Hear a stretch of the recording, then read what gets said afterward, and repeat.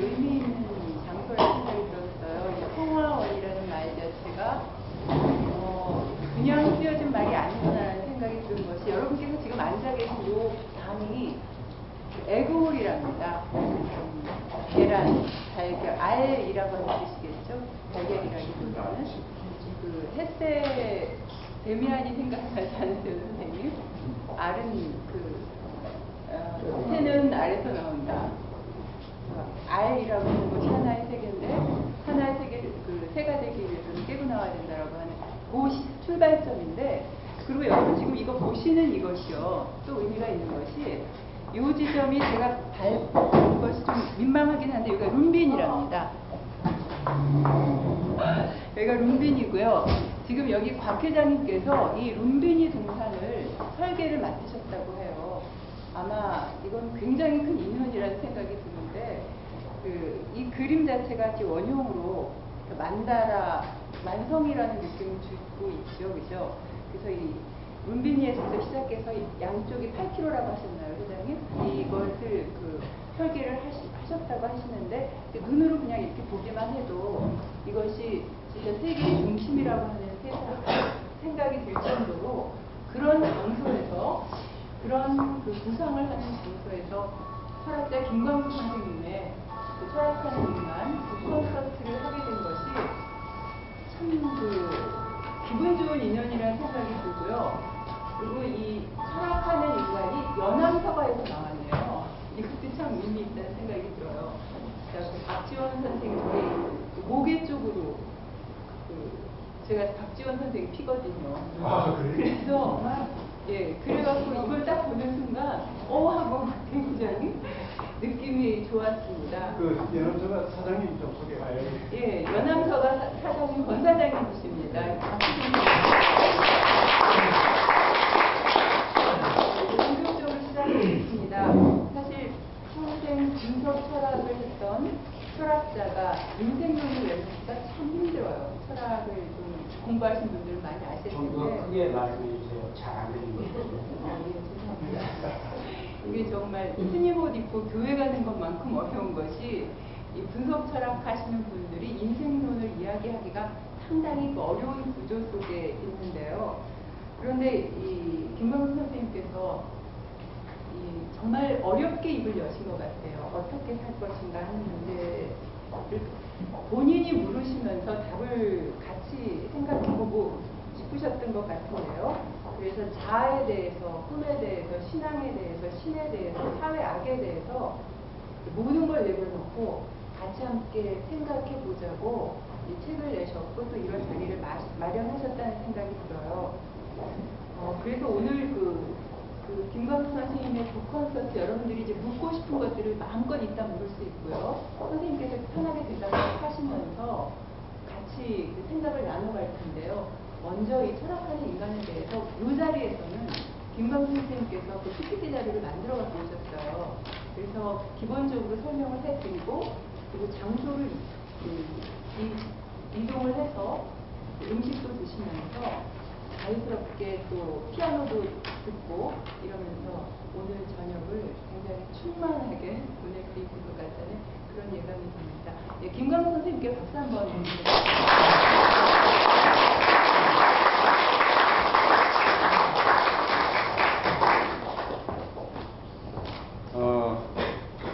여기 주재영 한신대 전 총장님, 사모님, 그리고 EBS 부원장님, 여러분들 정말 제가 정말 모시고 싶은 분들만 초청을 했습니다. 애초에는 할 생각을 안 했는데, 제가 적어도 저를 사랑해주고 저를 바라보는 분들에게 제가 그래도 굉장히 의미 있는 일을 했다, 이 나이에 들어서 라고 생각하는 것을 조금 알리고 싶었습니다. 그리고 이제 이따 마지막에 제가 말씀드리겠지만, 저는 같이 일생을 철학을 해오는 우리 동지들이 있습니다. 철학의 정말 동도들이 있는데, 이분들하고 우리가 같이 정말 현실을 자각한다, 철학을 현실화한다는 그런 기치 안에서 하면서도 뚜렷하게 뭔가 내놓을 수 있는 것이 없었지 않나 생각하는데, 저는 이제 드디어 뭔가 내놓을 수 있는, 외칠 수 있는 것이 있다, 세상에. 그냥 철학이, 철학은 꼭 해야 돼, 좋은 거야. 어렵지만 하는 게 좋아, 그 정도가 아니라, 제가 오늘 여러분들한테 전하고 싶은 메시지가 이게 담겨 있으니까 같이 해주시면 좋겠습니다. 지금 이제 책을 다 보시면 아시겠지만은 간단하게 제가 여기 저 파워포인트 준비를 했습니다. 이걸 보면서 한번 내용을 살펴보도록 하겠습니다.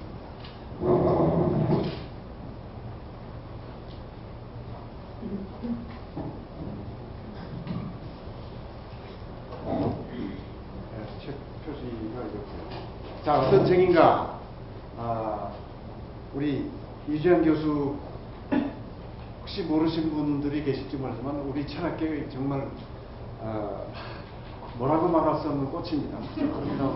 그런데 글을 또 훨씬 생긴 것보다 훨씬 글을 더 정감 있게 잤어요. 그래서 아주 독자들 굉장히 많습니다. 단어가 요정.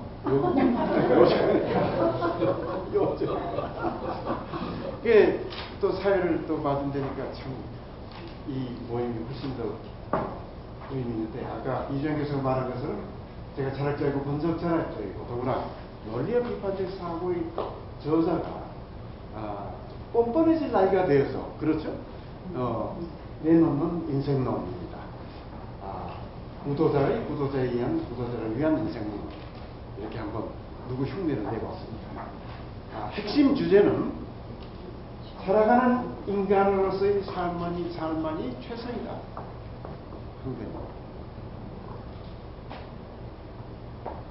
자, 돈 버는 사람도 있고, 쾌락을 추구하는 사람도 있고, 여러 사람이 있겠지만, 살아가는 인간으로서 삶만이 최선이라는 게 핵심 주제입니다. 즐겁게 살면 되지 않은가? 재미, 쾌락, 도취, 행복, 추구의 삶은 왜 최선이 아닌가? 다들 그렇게 살죠. 그러면서 왜 최선이 아닌가? 안 되는 거 아닌 건 아니죠. 그래서 안 되는 것이 아닌데, 오히려 그러니까 되도록 즐겁게 살면 좋은데, 문제는 뭐냐면 즐거움에 도취된 삶은 꽉 찬 삶이 아니다. 또한 더 중요한 것을 잃어버리게 한다. 그래서 아리스토텔레스에 의하면 행복이 삶의 궁극적 목적이다, 이렇게 말하는데, 옛날에 그게 그렇다되는데 요즘 생각해보니까 그게 아니에요. 조금 모자라요. 왜 그러냐면 무엇을 하며 행복해 하는가, 무엇을 하면서 즐거워하는가, 그것이 더 중요하기 때문에 되게 무엇을 하면서 행복한 삶을 살까 할 때 내세우는 게 자아 실현입니다. 그래서 자신의 꿈, 소망, 욕망을 이뤄가면서 행복해하는 삶이 되지 않는가. 그래서 다들 실용성, 효율성, 성공, 행복을 추구하는 삶을 삽니다. 행복은 자기 욕망, 꿈을 얼만큼 성취하는가에 따라서 행복의 정도가 달라진다 하는 그런 공식인데, 문제는 뭐냐면 자아 실현을 하는데 어떤 자아인가가 중요한 것이다. 어떤 자아의 실현인가? 히틀러의 자아인가? 전두환 씨의 자아인가? 빈라덴인가? 링컨인가? 마더 테레사인가? 인터섹션인가? 누구 어떤 자아인가? 그래서 저는 자아가 뭔가 그럴 때 데카르트는 생각하는 자아를 말했죠. 호모 사피엔스에 그쳤어요. 저는 그게 아니라 찔러서 아픈 부분이 자아다, 이렇게. 내가 찔러서 아픈 부분, 자아. 그래서 그러니까 한겹 피부로 둘러싸인 몸뚱아리가 자아인 경우도 있을 거고, 가족의 아픔이 내 아픔이 되는 그만큼 자아가 확대된 경우도 있고, 친구, 이웃, 더 나아가서 생활하는 공동체, 더 나아가서 존재 전체를 자아로 여기는, 그래서 존재 전체의 문제를 내 문제로 여기는 자아가 있을 수도 있다. 그래서 점점 자아가 커지는 걸 볼 수 있습니다. 그래서 작은 자아일수록 이기적이다. 그리고 만일 신이 존재한다면 그 자아는 존재 전체일 것이다. 저는 그렇게 생각해봤습니다. 작은 자아는 자기도 죽이고 세상도 죽이고, 큰 자아는 자기도 살리고 세상도 살리고, 작은 자아는 작은 일하고 큰 자아는 큰 일하고, 작은 자아는 인물 같은 삶을 하고 큰 자아는 신적 경지의 삶을 삽니다. 좋은 문제의식을 갖는 것이 이제 정말 어떤 자아로 사는가 결정하는데 이런 예들을 보았습니다. 근데 이제 우리가 모두가 다 좋은 문제의식을 가지고 살면 되지 않겠는가? 그럼 되지 않은가? 그러면 좋은 삶을 살 수 있지 않을까? 이제 그게 잘 안 된다는 거예요. 세상이 너무너무 어려운 일들로 가득 차 있고, 정말 연인 먹고 살게 되었다 하는데도 불구하고 얼마나 고통이 세상에 넘칩니까? 그 이유를 제가 저 스스로 이제 또 고통을 겪으면서 이제 분석을 해보니까 사람의 종류로 나누어서 생각하면 좋겠다는 생각이 있습니다. 사람의 종류로 나누면 여러 방법이 있겠죠. 남녀로 나눌 수도 있고, 피부색으로 나눌 수도 있고, 여러 방법이 있는데, 저는 진리에 대한 열정을 가진 사람인가, 그 다음에 판단력이 있는가, 두 개의 변수를 놓고 보니까 네 부류로 나누어집니다. 사람이 진리에 대한 열정도 있고 판단력이 있으면 무도자, 진리에 대한 열정은 있으되 판단력이 없어요. 그러면 독단주의자. 진리에 대한 열정은 없어요. 진리고 정의고 전혀 관심이 없습니다. 그런데 머리는 팽팽 잡들어가요. 그런 사람은 반사회적 인격 장애인입니다. 그들이 그 좋은 머리로 온갖 이익을 누리기 위해서 나쁜 일 다 하고, 연일 지위 고하를 막 나누고, 그런데 진리에 대한 열정도 그저 그렇고 판단력도 왔다 갔다 하고, 그런 인간들이 대중입니다. 자, 독단주의자가 누군지 한번 보겠습니다. 진리에 대한 열정이 강합니다. 자, 판단력은 객관적 판단의 방법을 무시합니다. 자기 자신에 집착하여 거짓을 참고 허상을 실제하고 폭력과 추함을 미와 정의로 받아들입니다. 어떤 신념을 받아들이면서 그 근거를 묻지 않고 잘못일 가능성을 전혀 생각하지 않고 그 신념을 의심하는 것을 도전으로 여기고, 따라서 갈등을 서슴지 않습니다. 독단주의자는 자기 고집, 자기 집착. 독단은 그래서 광기의 첫 번째 증상이죠. 그리고 광기는 참다운 재앙입니다. 십자군 전쟁, 들러나치는 마르크스의 공산주의, 그리고 세계는 지금도 독단적 신념의 충돌로 전쟁과 테러가 끊이지 않고 있습니다. 개인을 위해서, 사회를 위해서 이렇게 무익한 인간들이더라. 대개 그런 사람들이 운명론이라든가 유일신, 그가 아니면 안 된다든가 원신론에서는 각종 현상적 신념들, 그리고 당연히 정치적 신념, 독단적인 그런 신념들이 많이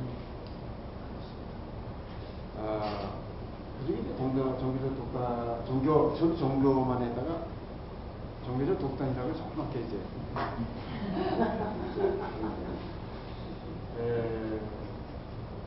세계가 종교적 독단으로 너무 어려우니까 생각해봤어요. 저도 이제 아리스토텔의 교회도 나가고 한신대제 기독교대학에서 교직도 잡고 교회도 들락날락하면서 고민을 많이 했습니다. 신앙에 대해서 굉장히 많이 고민했는데 제가 지금 도달한 신앙에 대한 생각입니다. 신앙은 수월적 존재와 그 가르침에 대한 의사학적 가설을 논리적으로 정당화되지는 않지만 무조건적으로 받아들이는 비이성적 태도로서 삶을 아름답고 의미 있게 전환시킬 수 있다. 근데 이걸 이성적 자세로 받아들인다든가 논리적으로 정당화된다든가 차별까지 정당화시키려고 굉장히 노력했는데 전부 헛소리예요. 그러니까 신앙은 비이성적이지만 신앙인은 저는 이성적일 필요가 있다고 생각합니다.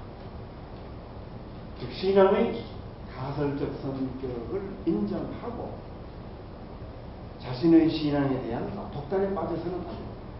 독단적 신앙은 어리석고 위험한 독입니다. 그러면 신앙 대상이 누군가 생각해 봅시다. 유대교 하나님인가? 예수님, 알라인가? 브라흐마인가? 부처인가? 그러나 신이 존재한다면 그 신은 몇천 년 전이 아니라 태초부터 존재했죠.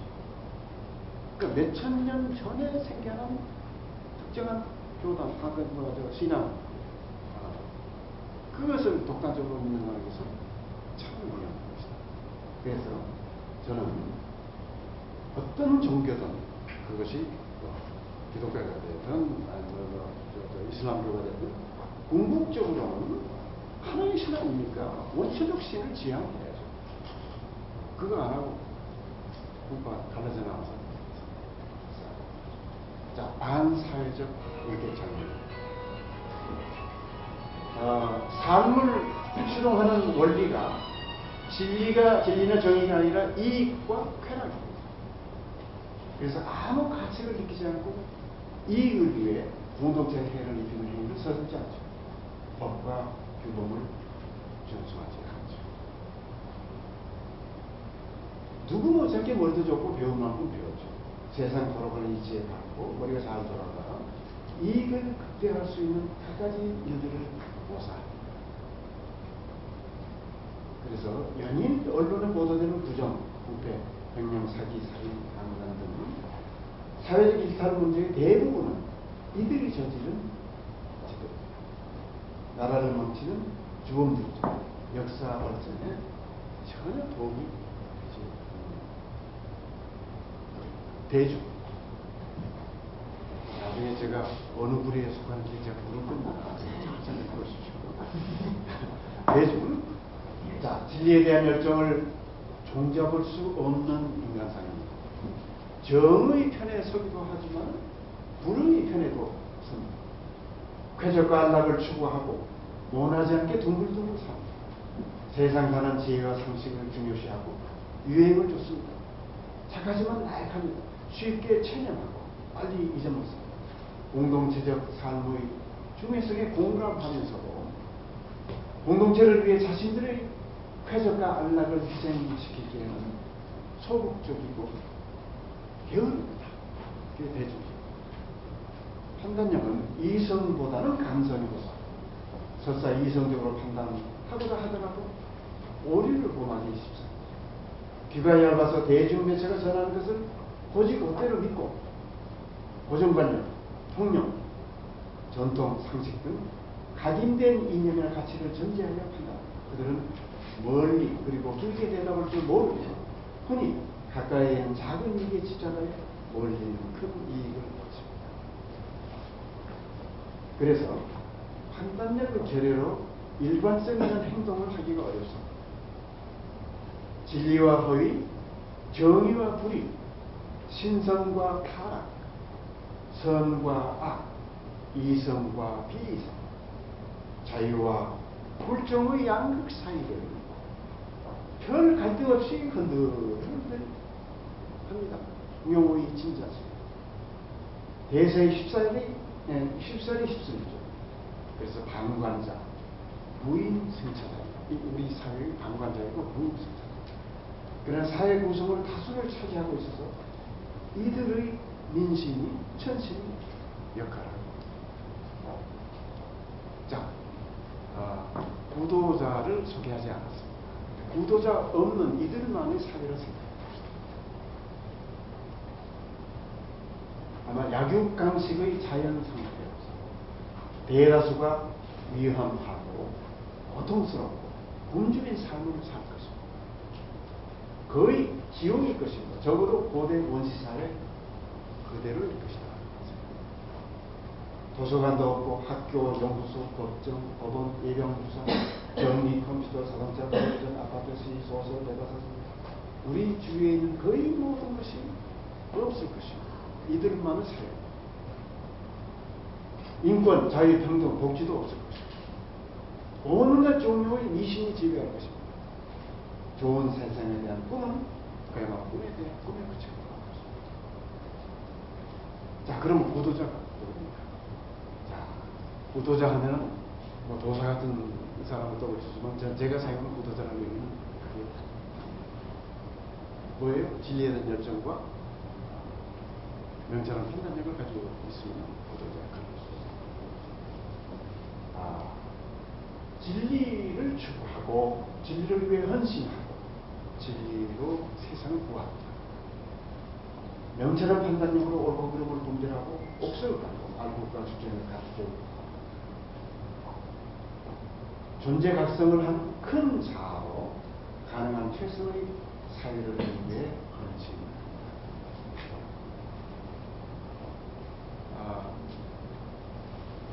사회를 얘기할 때 그냥 개미사회를 얘기하는데 한번 개미사회를 제가 자, 인간이 지구상에 나타난 것은 기껏해야 300만 년 전입니다.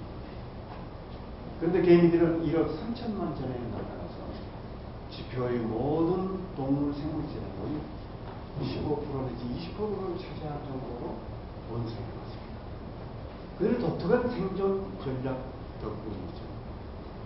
개미들은 각각 역할이 미리 정해진 채로 태어납니다.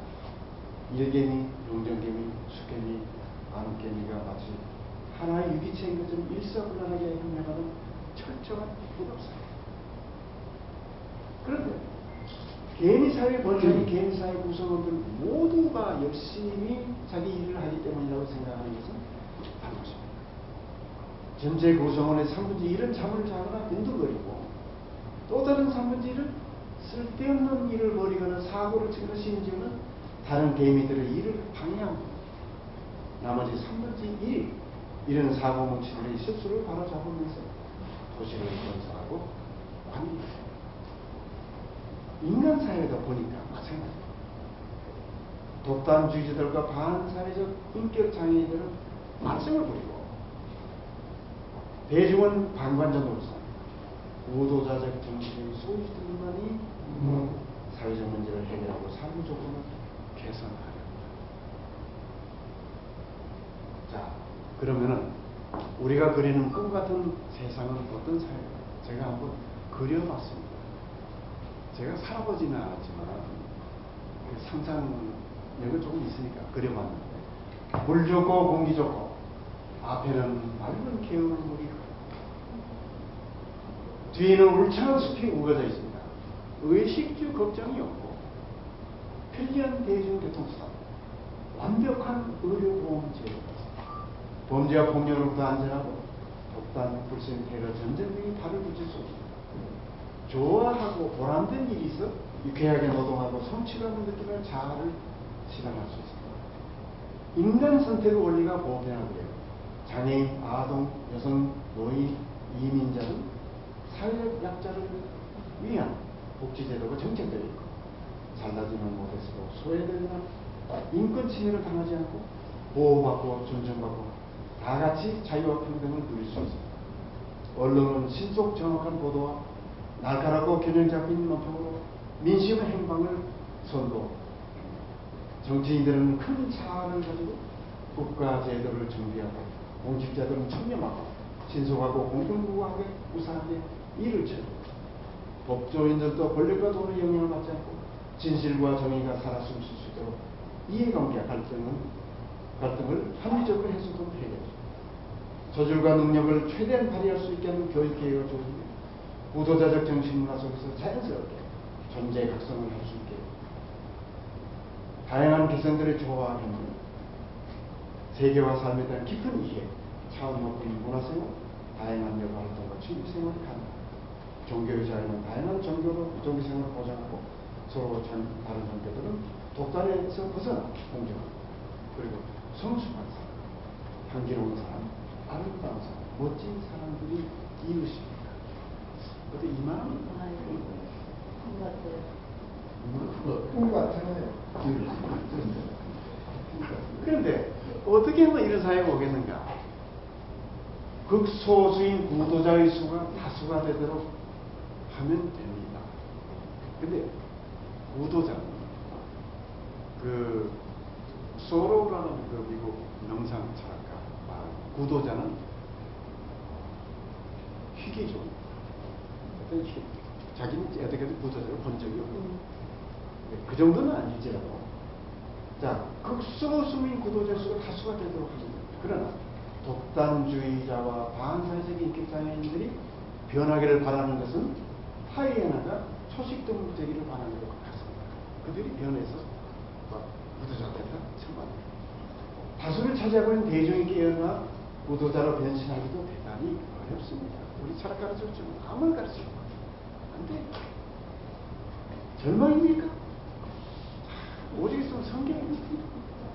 의인 10명이 없어서 소돔과 고모라가 멸망하셨어요. 의인 10명이 없었어요. 종장님 그렇죠. 그러면 절망입니까? 저는 그렇지 않다고 생각합니다. 왜 그러냐? 역사는 그래도 도저히 발전해 왔기 때문입니다. 발전한 증거가 뭐냐? 직접 탐구가 박진성을 기대할 수 있게 되다. 다시 말해서 직접 탐구가 한 관학씩 무한히 진리에 가까워 있다는 그런 느낌을 주는 그런 방식으로 지금 직접 탐구가 이루어집니다. 삶의 질이 향상되어 있습니다. 과학 기술 발달로 기계 노예 등장, 질병에 대해 생각하고 의식주의를 해결하는 등 여러 가지로 얼마나 좋아졌습니다. 인간의 존엄성이 제고되어 있죠. 자유, 평등, 인권, 법治. 지난번 대선 때 보니까 이제 완전히 이제 대선 주자들이 구호를 충돌을 일삼던 국가들 간의 공동맹체라는 생각이 확산되어 있습니다. 얼마 씁니까? 유럽이 전쟁터 아닙니까? 그게 유럽 이유가 되어버렸어요. 이유가. 놀랍니다. 그러면 이 역사가 발전했다는 것이 무엇을 함의하는가? 무엇을 함의합니까? 역사 발전의 동력은 구도자일 수밖에 없다는 것입니다. 역사 발전은 거제되는 것이 아니고 독단주의자들은 기껏해야 전쟁을 벌였습니다. 지금까지. 역사적 영웅들이 다 사실은 독단주의자, 전쟁 벌인 독단주의자. 자기 아니면 안 됩니다. 자기 세상 안 됩니다. 반사회적 인격 장애인들은 역사 발전에 관심 없습니다. 대중은 역사 발전을 이끌 의지도 힘도 없습니다. 구도자밖에 없습니다. 그런데 대중이 구도자를 도왔다. 구도자들 단독으로 역사 발전을 이룰 수는 없습니다. 구도자들을 도운 사람들이 있었다면 그것은 대중의 것입니다. 따라서 앞으로도 구도자들이 앞장서고 대중이 단속하면 됩니다. 다시 말해서 구도자의 뜻이 민심이 그게 하면 되는 것입니다. 말은 좋죠. 자, 구도자의 길 하는 생각이 났습니다. 진리의 열정이 사라지는 구도자는 비구도자들이 주도하는 세속적 삶에 동의하지 못하고 우리가 소설을 보면 그 사회에 적응하지 못하는 사람이 굉장히 그런 얘기들이 많은데 사실 그 원인 예술가들이 구도자들의 이야기를 굉장히 많이 해요. 존재의 삶의 진정한 의미를 하고 진리에 대한 열정만으로는 진리를 찾을 수 없습니다. 진리 여부를 판단하는 방법을 알아야죠. 그래서 구도자는 비판적 사고의 각인이 됩니다. 빈반지 사고 하는 책 누가 쓴지 잘 알죠. 구도자는 인간이 부조리 상황에 처했음을 깨닫습니다. 이성은 존재의 의미를 보고 세속적인 과학적인 또는 어떤 형상으로부터의 유혹도 이성은 받아낼 수 없기 때문에 다시 말해서 현대 철학은 폐의 바닥에 이르렀다. 모든 것이 다 묻힌다. 그러나 구도자는 거기서 까미는 굉장히 절망적인 그런 상황에 빠지지만 까미는 달리 부조리 상황에 좌절하지 않습니다. 오히려 존재 각성 경지에 도달합니다. 지금 존재 각성이라는 말이 여러 번 나오는데 문제야. 존재 각성이 뭔가? 구도자는 어떤 현상도 존재하지 않은 상태에서 깨닫습니다. 존재는 신비하다. 우리 존재는 신비하죠. 설명할 필요가 없죠. 인간은 다른 존재와는 달리 자신의 신념과 소망에 따라 삶, 역사, 문화를 창출하는 이성적 존재였다.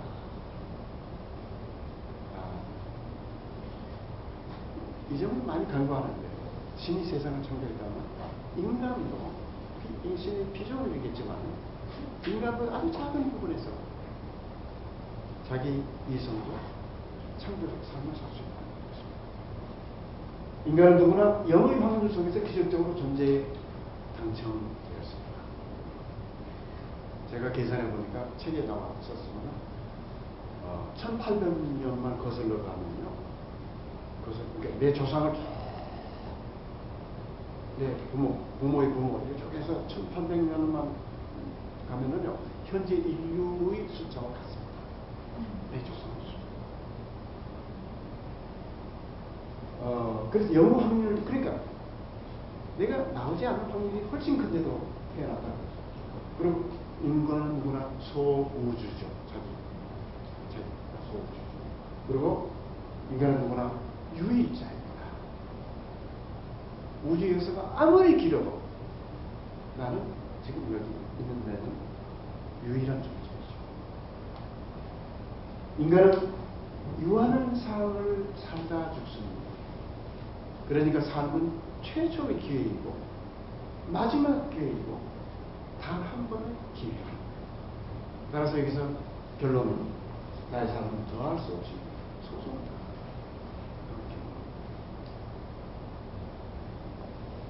그래서 존재각성하는 사람은 삶을 11호 망치로 제정하고 존재각성에 걸맞은 큰 자의 삶을 살고자 하는 문제의식을 발생하고 감동 창조로 삶을 살고 역사 발전을 시키는 일을 한다. 그러니까 존재각성의 상태에 들어가면 이런 삶을 살지 않을 수 없다. 왜 그러겠어요? 그만큼 자부심이 있는 거죠. 그만큼 자기 삶을 소중하게 여기고 소중하게 살아야 한다 생각해요. 어떻게 그런 소중하게 살아야겠다는 걸 물었을 때 그것은 나만 위하는 것이 아니라 삶을 새로운 관점으로 다시 보면서 이 존재각성이 얼마나 삶을 살고자 노력하고 그런 가운데 역사도 발전하고 사회도 좋은 삶을 정정하고 자 이제 살아가는 인간입니다. 자 구도자는 사실 뼛속 깊이 살아가는 인간입니다. 그렇죠? 진리에 대한 열정과 판단력, 굉장한 판단력을 가지고 있어서 정말 진리에 헌신하고 그것을 추구하고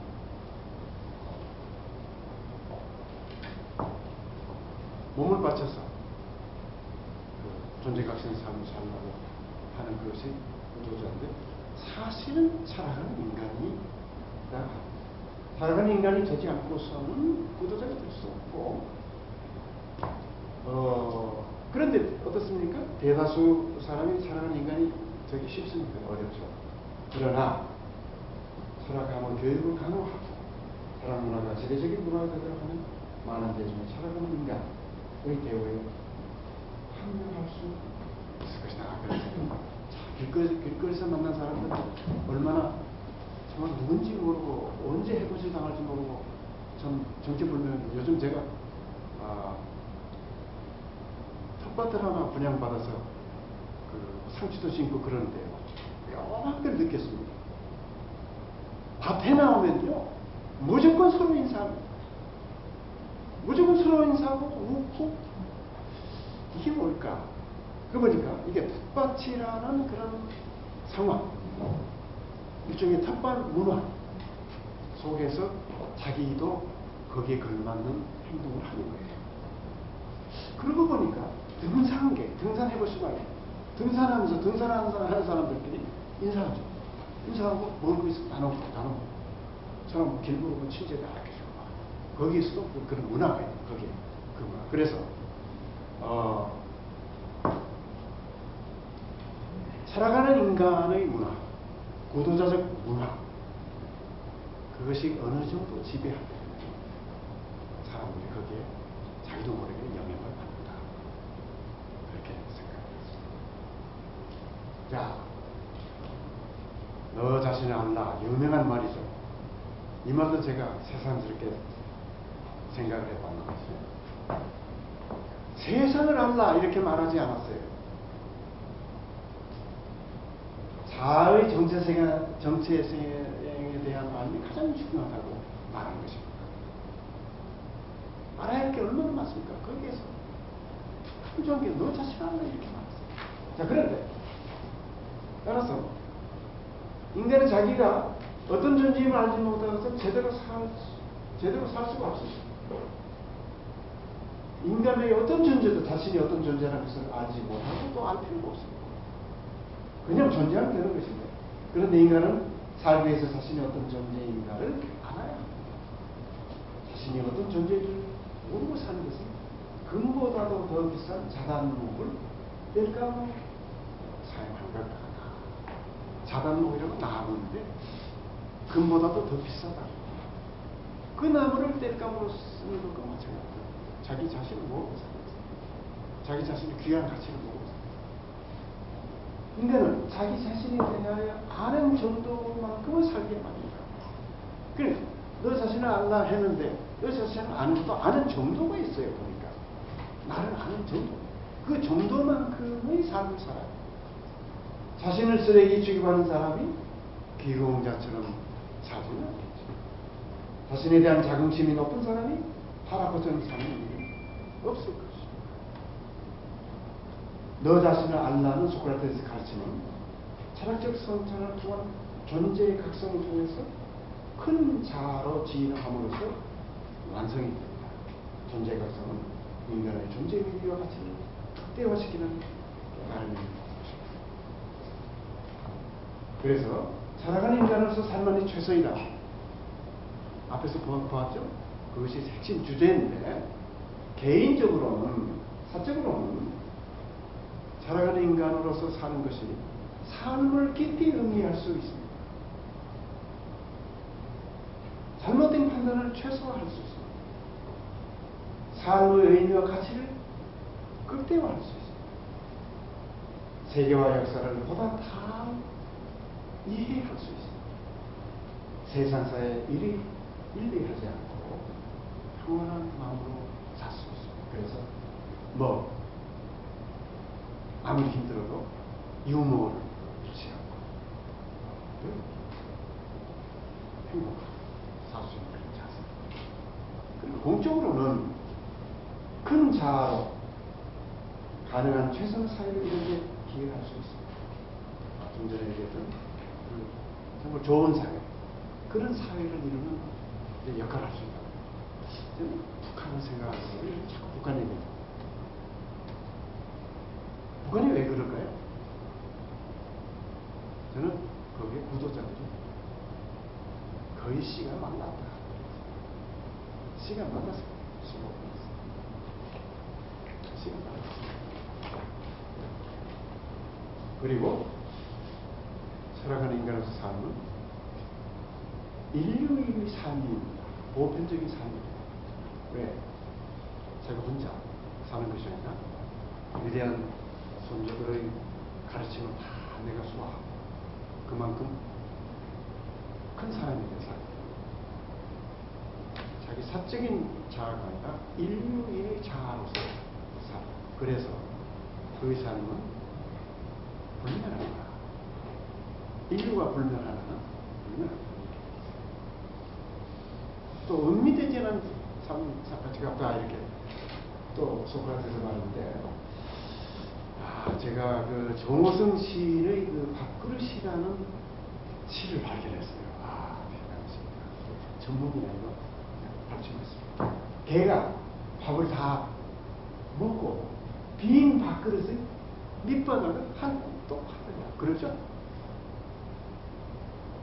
햇살과 바람이 깊게 쓰니 그릇의 밑바닥이 가장 맛있다.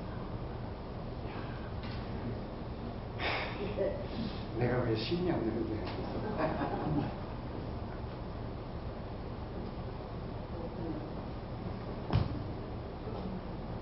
삶을 그렇게 맛봐야 된다 하는 얘기입니다. 제 삶을 밑바닥을 깊이 음미하지 말아야 된다.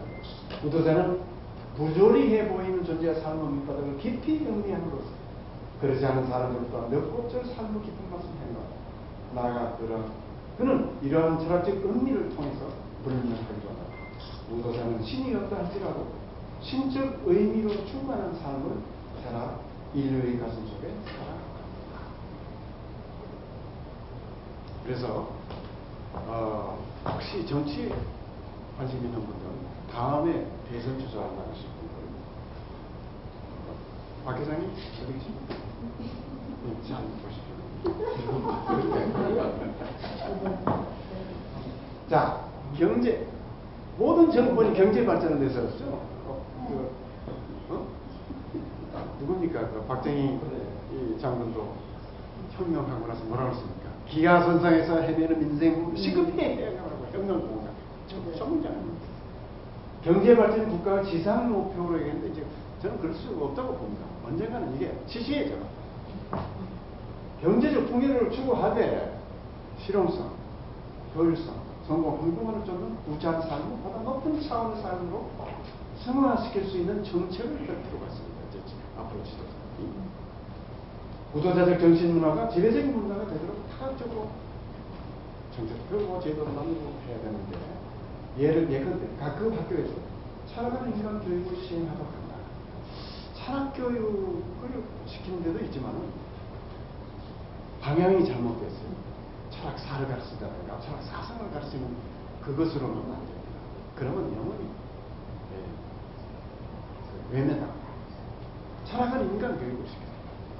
능력만이 아니라 구도자적 정신을 갖춘 인물이 사회적 분야의 지도적 인물로 발달되는 제도와 독단주의자, 반사회적 인격 장애인이 설자리가 없도록 제도, 구도자적 정신을 중요시하는 기업이 해대를 받고 성공할 수 있도록 제도적으로 되어왔습니다.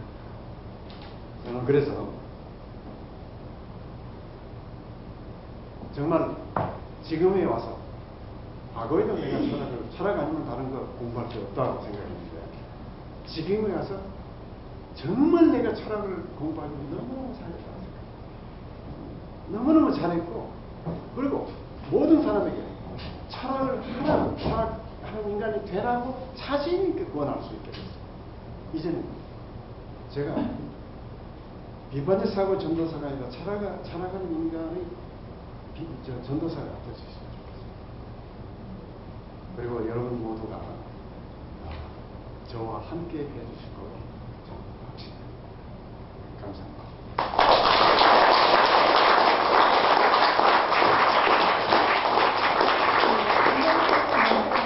정말 변하지 않게 둥글둥글 사는 것이 좋은 것인 줄 알았는데 괜히 찔리지 않았나요? 김광 선생님만의 문제의식이 보이고 또 김광 선생님의 해법이 보이는데, 그 장소를 옮겨서 식사 여기서 지금 간단한 질문을 좀 받을까요? 예. 자, 뭐 궁금한 점 있으면 물어주시죠.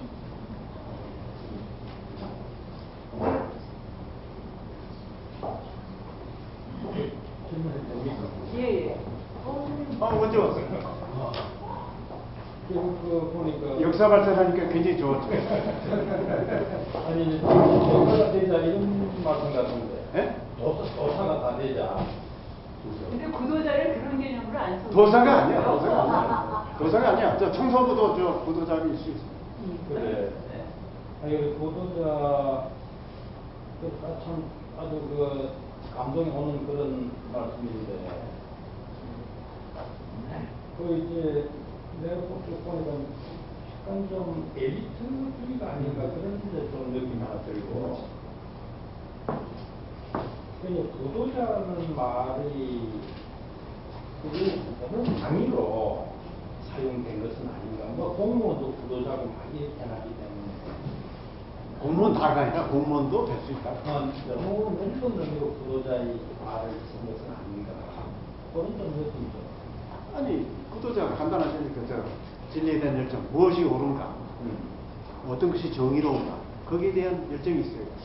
그러니까 무엇이 이익되는가 무엇이 나한테 쾌감을 주는가 그것이 아니라 옳은 것을 그 다음에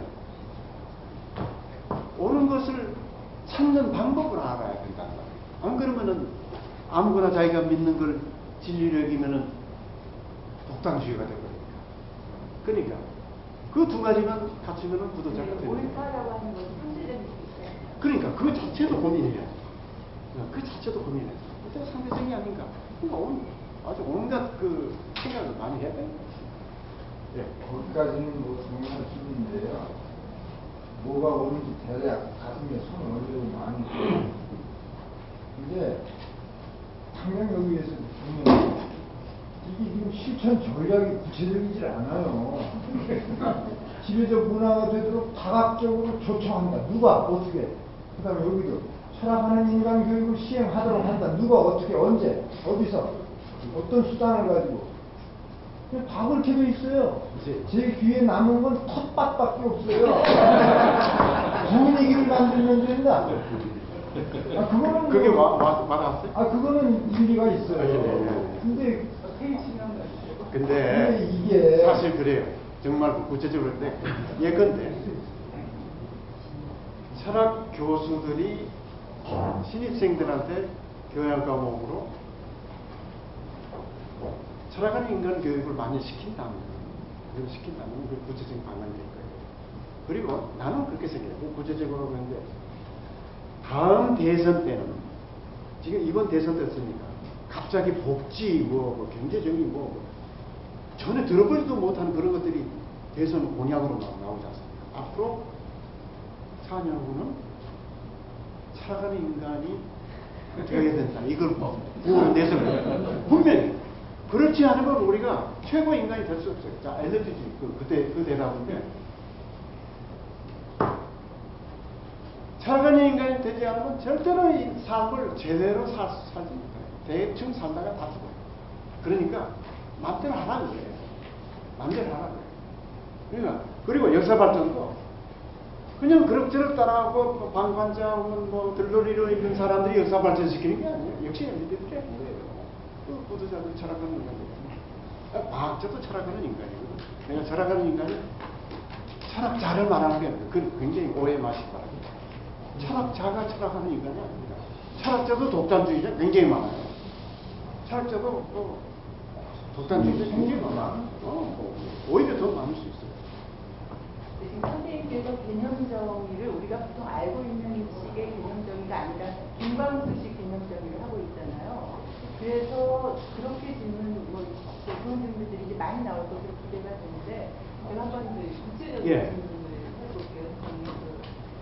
아까 김수선 아버지 막 찔려서 아픈 부분이 자아인데 선생님은 어떤 부분이 찔리세요?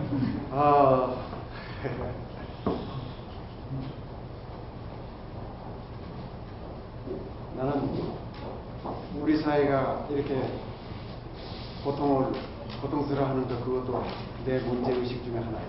그러니까 이런 거 하죠. 그러니까 이거 하죠. 그러니까 내가 정말 부족하지만은 나는 사실 여기에 지금 메시지가 숨은 메시지가 있습니다. 여기에 숨겨진 메시지가 있어요. 내가 이걸 네이버에 올라와 있는 철학하는 인간이라는 카페가 있는데 거기에 내가 질문을 올렸어요. 그렇기 때문에 내가 여기서 그래도 여기서 말합시다. 여러분들한테 말하는 게 여기에 숨은 메시지가 뭐겠어요? 숨은 메시지는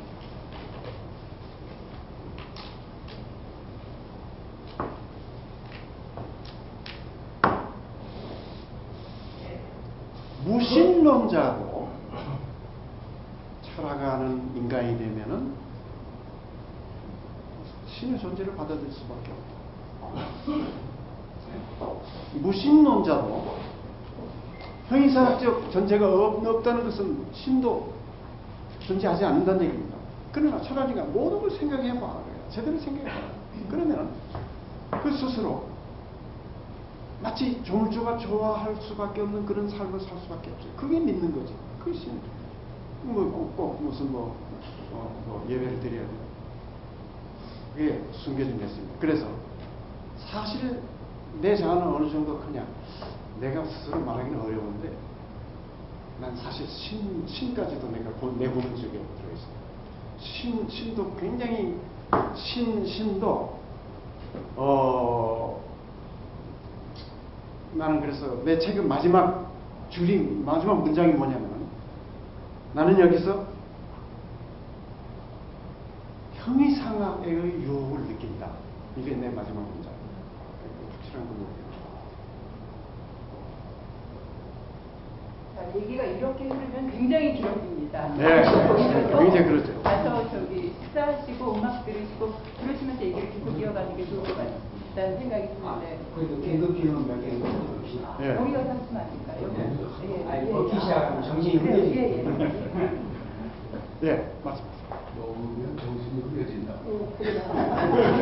이제 막걸리도 있으니까 흐려질 수 있습니다. 예, 김명 선생님 이 시대에 선생님 같은 분이 이렇게 나타나신 거 때려진 감이 있지만 천만다행이라 생각합니다. 잘 읽어보고 정신을 더 깨우치도록 노력하겠습니다. 그런데 가장 구도자적인 사람은 가만히 두고 보니까 저희가 목사라면 나도 이 틀에서 기독교 목사라는 이 틀에서 벗어나야 되겠구나. 그럴 것 같고요. 그 정신 그대로 따르냐.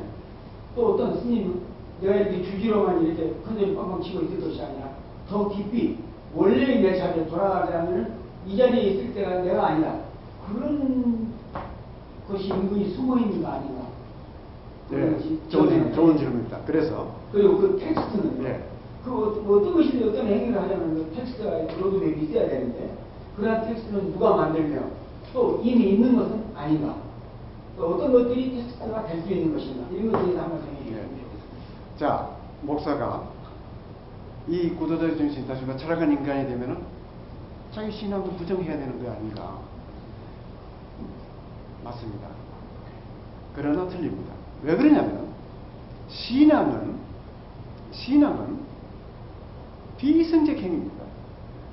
의심할 일이 없어야 믿는 것이 아니라 모든 의심에도 불구하고 믿는 것입니다. 의심할 이유가 없이 과학적 지식처럼 확실한 것이 신앙이라면 그걸 지시하죠. 그 누구나 다 믿을 수 있죠. 그러나 그럼에도 불구하고 무엇이 나를 이성적으로는 용납이 안 됨에도 불구하고 나를 신학 경주로 이끌어가는가? 그것이 그 사람의 힘이에요. 영적인 힘입니다. 그게 신앙이에요. 그래서 맞습니다. 이성적으로는 자기 신앙에 대해서 이것도 잘못일 수 있다라고 말할 수 있어요. 그럼에도 불구하고 나는 여기에 내가 믿는 하나님에 대한 무조건 아까 이야기했던 성서가 누가 쓰느냐, 무슨 복음이 있고, 도마복음이 있고, 여러 가지 의심하는 것도 많이 있고, 그런데 그 뭐냐, 그런 것들에도 불구하고 믿을 수 있어야 된다. 사실, 의심은요, 회의, 정당화, 의심, 회의, 그런 것들은 인식론적인 겁니다. 우리 인간은 머리에서 장난치는 건데, 우리가 생각해가지고 이렇다 존재에 관해서 말할 수 있어요. 그리고 신앙은 존재론적 자세. 존재론적 자세. 때려진 감이 있죠. 일찍 나서면 혹시 교파 하나 만들지 뭐. 그러지는 없을 겁니다. 불만스러운 게 있는데요.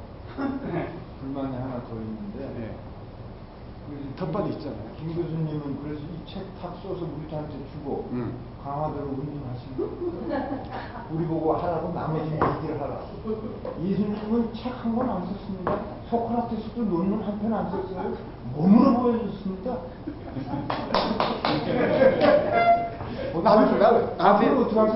나한테 몸으로 보여라는 얘기? 그럼 송 교수가 좀 젊잖아. 젊은 사람. 나이가 문제입니까? 알았어요. 나는 비철학. 예. 철학하는 남편하고 살지만 철학을 전혀 모르는 사람인데 네. 이 강의를 들으면서요. 예. 기쁨에 차가지고 엄마 내가 죽을 필요가 없다. 난 자살을 해야겠다. 아니고 지난 20년, 30년은 반복되어 오던 앞장서고 여성해보니 난 앞장서고 이랬는데 네. 지금 돌아보니까 지금 지난 10년 동안 이거 우리가 발자국이 없어요. 다들 지금 몰락해요. 그런데 선생님 도시 멘토 다른 사람들 말고 부도자가 있어요. 그 사실 저도 마찬가지예요. 그렇다면 우리 할만하죠. 우리 이명현 이사장 같이 성수관 사회도 하고 그런데 성수관이라는 게 뭔가 거기에 대해서 사실 우리가 제대로 정리가 안 됐었어요. 그리고 우리 철학운동을 뭐 오래 했어요. 김태기 선생님 모시고 했지만은 철학은 좋은 것이야. 깊이 생각하고 멀리 내다보고 이렇게 좋은 얘기만 했지. 이거 아니면 안 된다. 이렇게 자신 있게 말할 만한 그 논변이 없었어요. 나는 그렇게 생각해요. 나는 이제 그게 있다고 생각해. 난 그게 있다고 생각해. 난 그래서 그냥 책을 하나 써 던져놓지 않고 몸으로 지금 보여주고 있잖아요.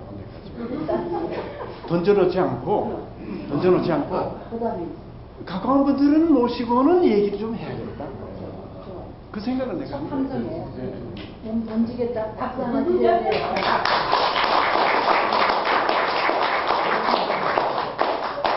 우리는 사도네. 여기 참 고마운 분들이 많이 계세요. 근데 이따가 소개하고 이따 여기서 그 식사 음식도 먹고 한잔 하면서 또 감사합니다. 정기적인 조직을 하나 만드시죠. 제가 광고 네.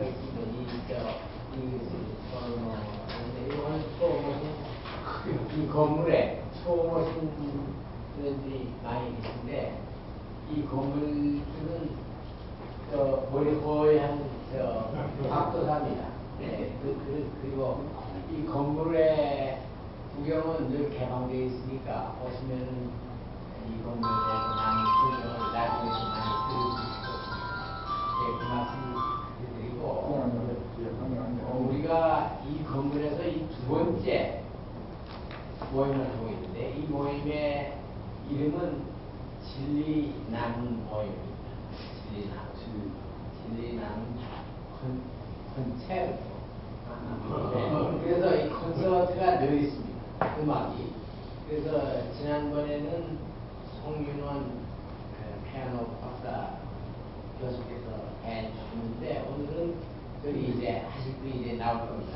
여기 앉아 계신데 이제 저 자리를 옮겨서 피아노가 있는 방으로 옮겨서 우리의 식사를 좀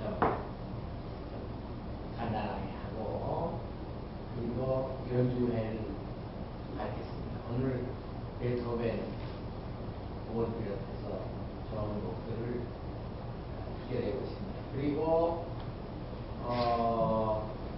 그 이자 좀 자연스러운 이것보다 이자를 아주 경건하게 앉아서 했는데 막 싸우면서 토론을 좀 앞으로 이 친교를 하시다가 오늘 모임을 했습니다. 기왕 곽 회장님 간단하게 이따 저기서는 한꺼번에 소개해드릴 기회가 없을 테니까 곽 회장님은 이제 도시 설계자이신데 한강 개발을 하셨고 인천 여수 대전 그다음에 대학로 등등 또 여기 하여튼 국내보다 세계에서 더 잘 알려진 분이고 평화원이라고 한 이유가 뭐냐면은 우리가 이제 좀 이따 이동할 장소인데 거기에서 88 올림픽 때 고르바초프를 거기에 모시기 위해서 당신 오시면은 여기에 묵게 하겠다고 자기 사재를 털어서 고르바초프 집을 지어준 양반이에요, 이 양반. 그래서 우리가 거기서 음악도 듣고 담소나하고 음식을 먹게 됐죠. 자, 곽은 회장.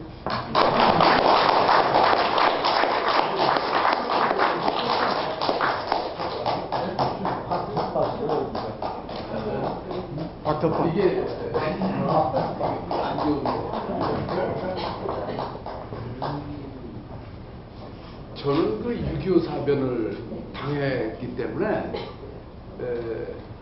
존재의 각성을 빨리 한 것 같아요. 제가 보니까 그래요.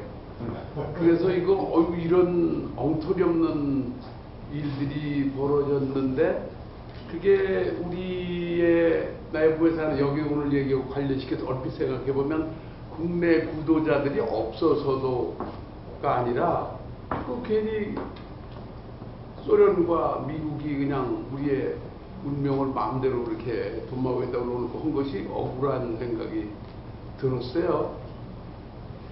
그런데 또 우연히 또 케네디 대통령을 만나는 기회가 있어서 갔는데 우리 형님이 하시던 말씀을 하시더라고요. 제가 짧게 하겠습니다.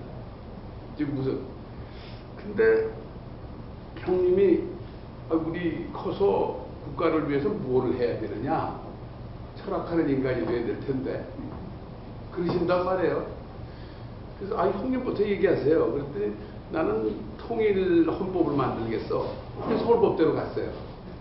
형님이 그거 하신다면 저는 또 딴 거를 해야 보완이 되지 않겠는가 생각을 해서, 그러면 저는 DMZ 근처에 통일평화시를 만들어서 이국 그 이데올로지와 우리 이쪽의 이데올로지 그러고 둘이만 만나면 안 되니까 다른 나라 사람들도 모여서 같이 살고 그러면 텃밭이 있으면 사는 텃밭이 있으면 뭐 서로 배우고 싸우고 뭐 이런 일이 있지 않을까, 그런 걸 하겠습니다. 그래서 건축 도시 계획을 했습니다. 저는 그런 쪽으로 하고, 그런데 배우는 도시가 돼야 되니까 교육학을 하게 되고 교육 철학을 하게 되고 그랬습니다. 그러다 보니까 국가 발전 정책이기 때문에 정책 기획도 하고 그 세뮤얼 헌팅턴하고 하버드에서 싸우기도 하고, 왜 컨플릭트 윈 시빌리제이션만 얘기하느냐, 하모니 오브 시빌리제이션도 있을 수 있는 건데 그런 것 쪽으로 가야지 왜 잠깐만 그렇게 해서 아틀란틱 얼라이언스만 맞겠다고 그러고 나머지는 또 차취의 대상으로 생각하느냐 하면서 싸우고 그랬어요. 제가 그런 쪽에서 있으면서 이제 돌아와서 보니까 제일 처음에 해야 될 일이 대학로를 그 흔적을 남겨야 되겠더라고요. 그래서 거기다가 주택공사에서 아파트를 지었는데 짓는 계획을 했는데 제가 중단을 시키고 안 됩니다. 이거 안 됩니다. 그래서 거기 퍼포밍 아트 센터 만들고 미술관 만들고 뭐 이렇게 계획을 했는데, 그렇게 해서 거기가 또 움터가 돼서 우리 표현을 좀 예술적으로 철학적으로 정연이 돼서 해주어야 되지 않겠는가 하는 것하고, 그것이 매그넷이 돼서 그런 비슷한 일이 막 번졌으면 좋겠다 해서 매그넷이라는 단어를 썼는데, 그리고 시렌디피디라는 얘기를 썼는데 우연히 만남이 좋은 만남이 되도록 그렇게 했는데, 세계에서 가장 밀도가 퍼포밍 아트 극장의 밀도가 높은 데가 됐어요. 지금 굉장히 창조적인 일들이 막 벌어지게 되는, 그것부터 출발해서 한강 이런 거를 또 지하철 제가 했습니다. 2호선도 그리고 이렇게 해서 하다가 보니까 중지할 수가 없어요. 그래서 전국의 계획을 세워서 여수 엑스포까지 제가 끌고 나가고 했습니다. 근데 일을 많이 한 이유는, 그 다음에 이제 고르바초프 이제 끝나겠습니다. 이 이유는 이렇게 구상을 하고 생각의 씨앗을 만들어서 민들레처럼 불고 그 크렘린으로도 넘어가더라고요. 고르바초프하고도 연결이 됐어요. 올림픽에 제발 보이콧하지 말아달라. 84년 로스안젤레스에 안 왔거든요. 80년 LA에서 또 그 사람들이 일어났는데 이게 잘라진 나라인데 여기서 오히려 붙이는 일을 해야 되는데 당신이 글라스노스와 페레스트로이카를 주장한 사람으로 알고 있는데 잘됐다. 보이콧하지 말아달라. 이래갖고 연결돼서 그 생각의 씨앗이 크렘린도 넘어가고 백악관에 레이간돼서 레이간이 사인을 한 게 저기 있습니다. 그래서 전부 사인해가지고 올림픽이 안 될 수 있는데 올림픽 평화의 공원이 만들어지고 보시면 아시겠지만 그렇게 됐습니다. 그래서 이제 마지막에 내가 그랬어요. 안 올 것 같고 좀 어려워서 여기 집을 지었는데 87년에 지었습니다. 이렇게 지었는데 오시게 되면 88 올림픽 오게 되면 여기서 머물 수 있고 다 연보이시장고 해놨으니 그러니까 좀 제발 보도록 해라. 이제 이런 거를 했던 쪽으로 아까 설명한 것 같아서 그게 중간 많이 빼먹었습니다만 빼먹을 수밖에 없잖아요. 너무 또 많이 하면 제가 그 주제 하시는데 그래서 하여간 그런 거를 생각하면서 이렇게 좀 살아서 저도 호모 필로소피커스가 되는지 모르겠습니다. 오늘 말씀 감사합니다. 저는 틀듯이 호모 필로소.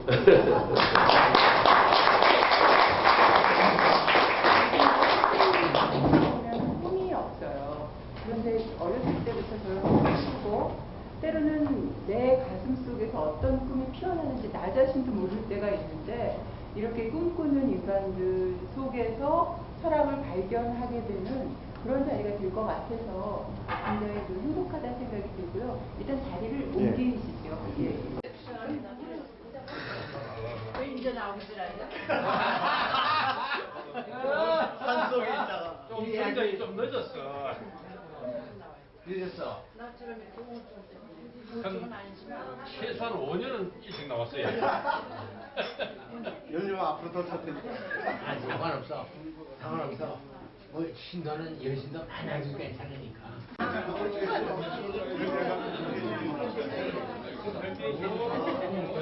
방학 때도 있으니까 또 자유가 없겠고.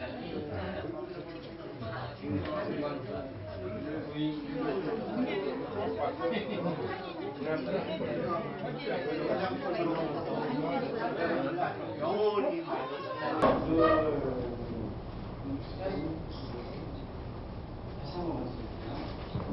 됐다. 하나, 둘, 셋. 자, 박보현 선생님 박수를 좀 환영해 주시고요.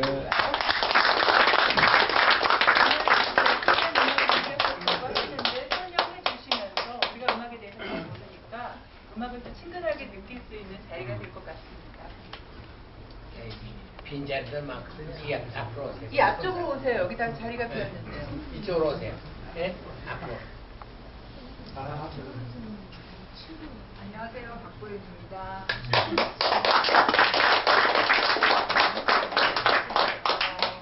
귀한 자리에 초대해 주신 너무나 감사드리고요. 제가 오늘 준비한 곡은 베토벤하고 슈만하고 디비치의 곡을 조금씩 설명드리면서 연주해드리고요. 보통은 이 피아노의 위치가 그러니까 연주자가 이 관중을 보지 않는 포지션이 됩니다, 여러분. 예, 이렇게 되기 때문에 전 사실은 피아노 치는 장점 중에 하나가 뭐냐면 관객을 보면서 하지 않아도 된다 이건데, 그러니까 왜냐면 굉장히 떨리기 때문에. 근데 오늘은 이제 포지션이 이렇게 다르게 돼 있어서 사실 저한테 굉장히 새롭고요.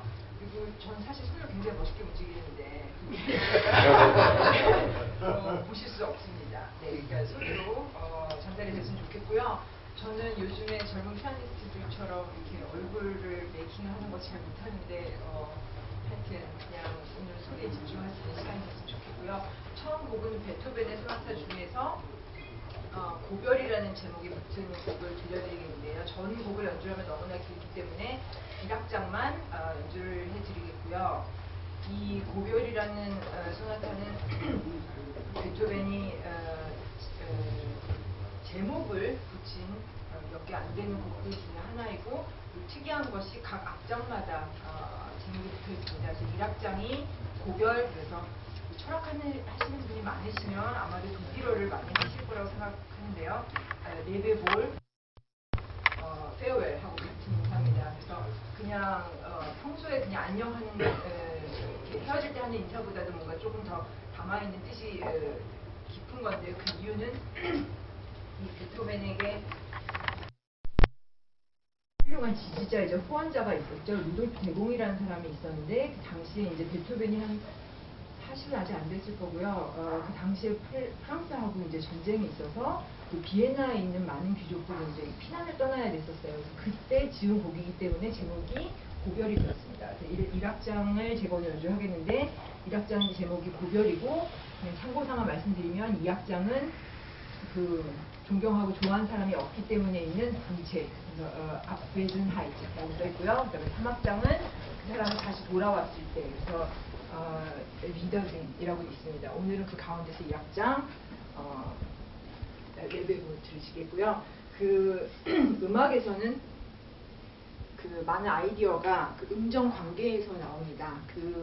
이 악보에 특별히 베토벤이 그 레벨볼이라는 거를 음하고 같이 붙여놨기 때문에 제가 처음만 알려드릴게요. 레가 여기 써있고요. 레, 이렇게 써있습니다. 요 떨어지는 음을 가지고 계속 이 사람이 1악장의 곡을 전개를 시켜 나갑니다.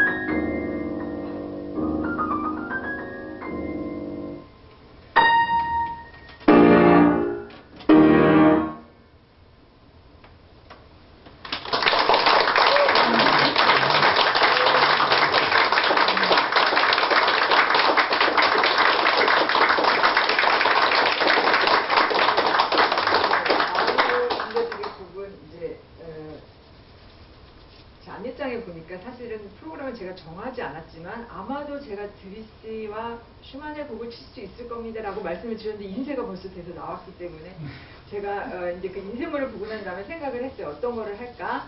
근데 제가 근래에 친 곡 중에서 슈만이 제목을 붙인 곡이 있는데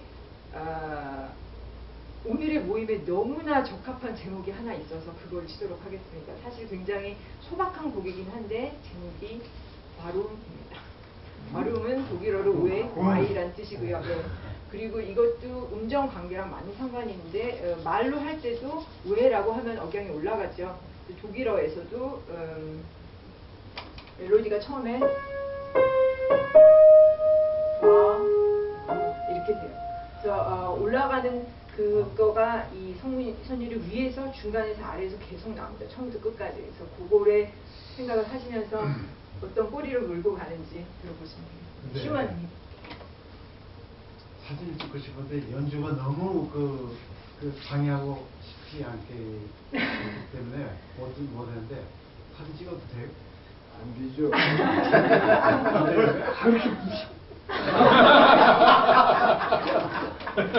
알았어. 강연 잘하고.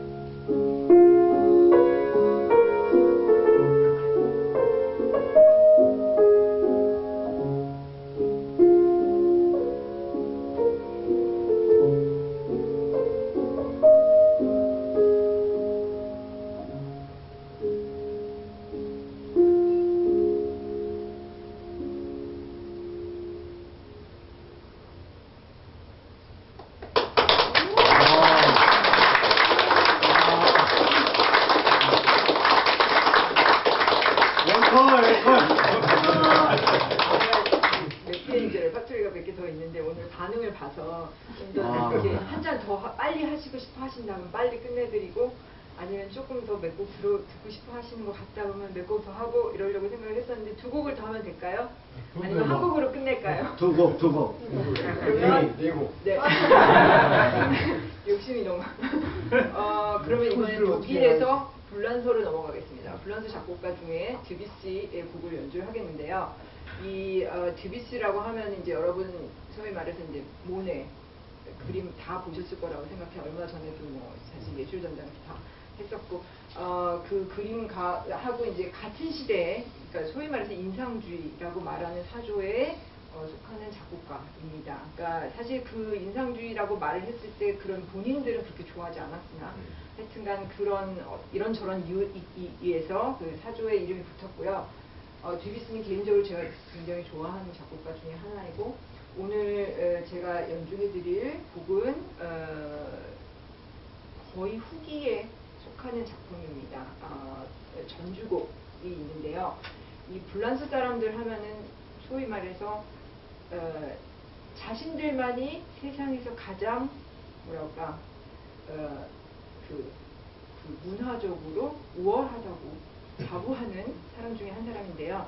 그러니까 너무나 곡을 보면은 이 쓴 것도 물론 베토벤도 굉장히 정확하게 썼고 그렇지만 다른 의미에서 너무나 이 섬세함이 느껴지는데 그 중에서도 이제 뭐 곡의 섬세함, 성격의 섬세함 이런 거를 빼고 성격은 사실 섬세하지 않는 걸 제가 칠 겁니다. 근데 곡의 제목을 전부 다 뒤에 붙였어요. 그러니까 앞에 붙이지 않은 이유가 이거는 이 제목을 생각하고 내가 지었으니까 그렇게 생각하시오 이런 게 아니라 음악을 다 들은 이후에 내가 제안하는 제목은 이것이요 라고 말하는 거라고 합니다.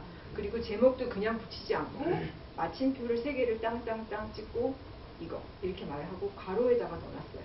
그래서 이 제가 처음에 들려드릴 곡은 이제 스페인으로 가시는데 하바네라 리듬 여러분 다 뭐 깔멘 이런 것 때문에 하바네라 리듬 아실 텐데 그 리듬을 귀에 잔잔하게 깔고 있는 곡이고요. 드뷔시는 직접 자기가 스페인에 가본 일이 없는 사람이라고 합니다. 근데 스페인의 한 작곡가 마누엘 드 파야라는 작곡가한테서 그림 엽서를 하나 받아 듣고는 그거에 대해서 영감을 받고는 스페인에 대해서 생각을 하면서 지은 곡이 이 곡입니다. 그래서 이 곡의 제목은 비노의 문.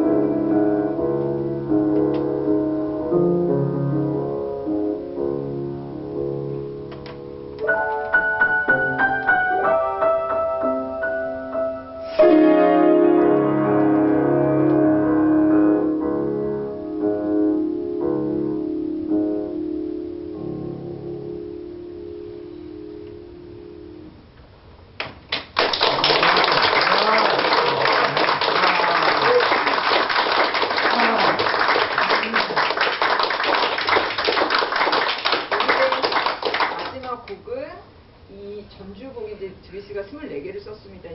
24개라는 뜻은 굉장히 사실 여러 가지에서 나오는 건데 아주 옛날로 올라가면은 이제 바하가 쓴 24개의 전부가 후각랑 상관이 있고요. 그 12개라는 거가 여러 가지를 의미를 하는데 그 조성이랑 당연히 상관이 있습니다. 그 모든 반응 올라가면 12개 조가 되고 장단조를 합해서 24가가 되는 것이고, 그리고 사실 그 많은 근원을 보자면 12사도랑도 상관이 있고요. 그 10이라는 숫자는 참 여러 가지 포함하고 있는데요. 그 중에 가장 마지막 전주곡이고 이름은 불꽃입니다. 그리고 이 불꽃은 그야말로 이제 모든 축제의 마지막에서 그 폭죽을 터뜨리고 그 화려한 것을 나타내는데 그 불이 올라가고 내려오고 하는 음향과 굉장히 많이 상관이 있고요. 이 참 불란서적인 그 아이디어로 곡의 맨 끝에 조용히 끝나면서 라 마르세유 국가의 처음 부분이 나오고는 끝납니다. 불꽃입니다.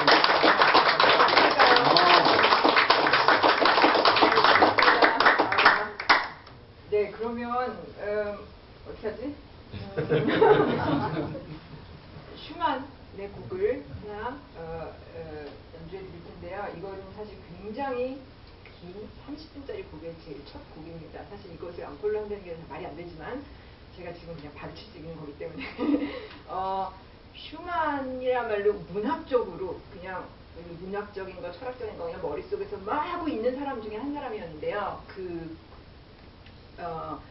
이 사람의 아이디어 속에 있던 것이 좋은 음악을 작곡하는 사람들을 성서에서 다윗에 비유했습니다. 다윗과 그들의 동맹들, 그리고 그 세속적인 음악을 쓰는 사람들, 그리고 저질의 음악을 쓰는 사람들을 필리스틴, 팔레스틴 사람들의 비유를 해서 이제 이 곡의 제목이 다비드 동맹 무곡집이고 그 모든 뒷배경의 아이디어가 이제 거기서 나옵니다. 그 중에 가장 첫 곡을 들려드리겠습니다.